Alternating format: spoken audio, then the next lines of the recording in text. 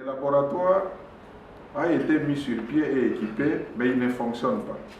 Il ne fonctionne pas parce qu'il n'y a pas suffisamment d'équipement. C'est le travail que vous devez faire pour un bon fonctionnement d'un laboratoire de la qualité de l'eau. Quels sont les équipements que nous devons réunir? L'initiative du bassin du Nil Liben en sigle, en collaboration avec le ministère de l'Environnement et Développement durable, par sa direction des ressources en eau, a organisé dans la ville-province de Kinshasa, ce vendredi 3 mars 2023, dans son enceinte, un atelier de réflexion sur l'évaluation de la qualité de l'eau du bassin du Nil.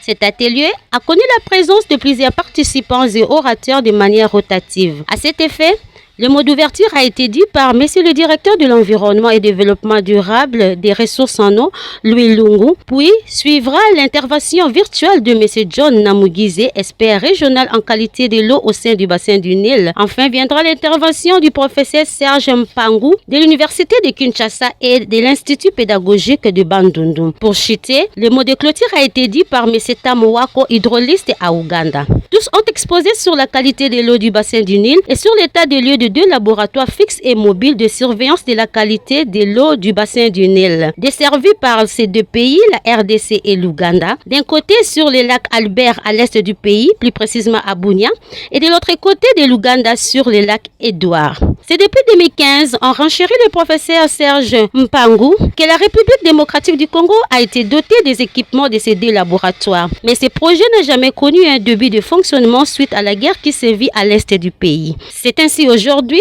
l'initiative du bassin du Nil Liben en sigle a dépêché des spécialistes du secrétariat du bassin du Nil afin d'animer cet atelier qui permettra à ce que la RDC fasse la mise à jour des besoins et des matériels de surveillance de la qualité de l'eau du bassin du Nil. Nous avons essayé de faire cet atelier pour essayer de mettre à jour ce qui était dit quand le projet était conçu, le programme, en 2015, n'est-ce pas?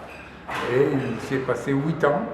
Le programme n'avait jamais connu un début de fonctionnement ou de mise en œuvre.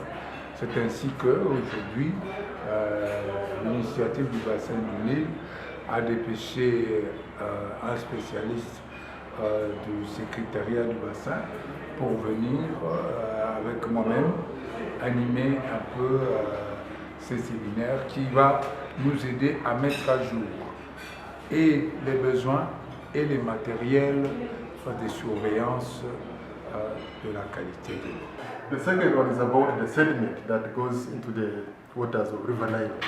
So a number of parameters will be measured, which will be determined by the task force. Pour le moment, nous sommes à l'étape des équipements de mesurage qui sont déjà là, mais qui ne sont pas encore opérationnels à cause de la guerre qui est à l'est. Nous avons des équipements, mais on ne sait pas encore les utiliser à cause le lieu où doivent se trouver les équipements. Il y a encore la guerre là-bas. Il y a l'insécurité.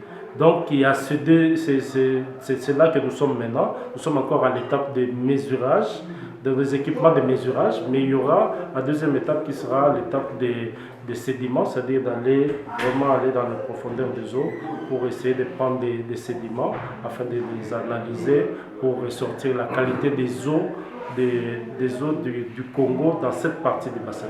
Ici de noter que les défis à relever sont énormes, car Liben n'avait retenu qu'une seule station d'Ishangu. Ce secteur est aujourd'hui source de problèmes d'insécurité. Difficile à accéder.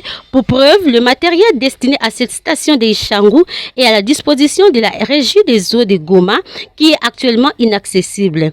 L'équation reste à résoudre. Vraiment, j'ai aimé parce que vraiment, c'est une approche vraiment très capitale pour nous qui sommes de ressources en eau, parce que là, l'atelier consistait sur la qualité de l'eau. Donc, nous trouvons vraiment que c'est une thématique vraiment très importante à ce qui concerne la qualité de l'eau et les écosystèmes du bassin du Nil. Vraiment, j'ai apprécié, surtout avec tout ce que nous allons faire comme stratégie dans la mise en œuvre, dans la mise en place de différents laboratoires pour la qualité de l'eau.